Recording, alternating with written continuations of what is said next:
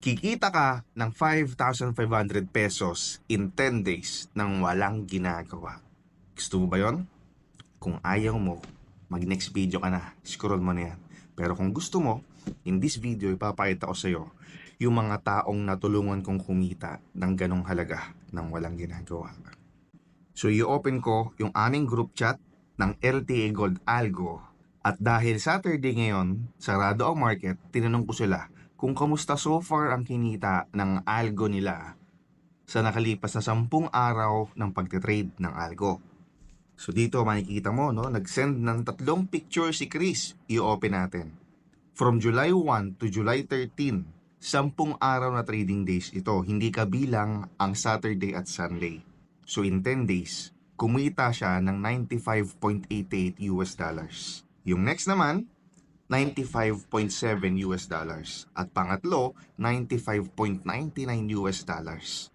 Dahil itong si Chris ay merong 3 accounts na merong naka-install na algo. So kumikita siya ng 3 beses nang walang ginagawa. So imagine that, $95 US dollars times 3 is $285 US dollars.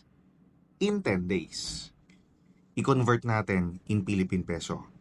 285 is 16,647 pesos. Passive income, walang ginagawa dahil si LTA Gold Algo ang nagte-trade para sa kanya.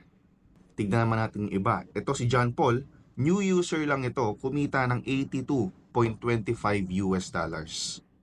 Ito naman si John, 97.69 US dollars. At ito naman si Bernard, 98 US dollars. 5,500 pesos plus in 10 days. Gusto mo yun?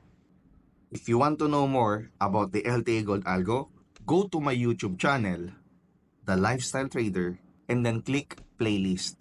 At hanapin mo ang playlist about Forex Bot or Expert Advisor. Ito yan. So dito pinaliwanag ko in detail kung ano ang LTA Gold Algo at kung paano kanya matutulungan. Ano yung advantages and of course the disadvantages. At pag ready ka na, just go to my Facebook page, send me a message there. Sabihin mo lang, Nico Pogi, ready na akong mag-LTA Gold Algo. Kung gusto mo lang kumita ng extra nang walang ginagawa, tulad ng mga users ng LTA Gold Algo.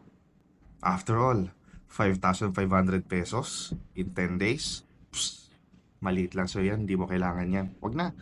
Next video ka na. Next video, okay? Bye, bye, bye, bye, bye.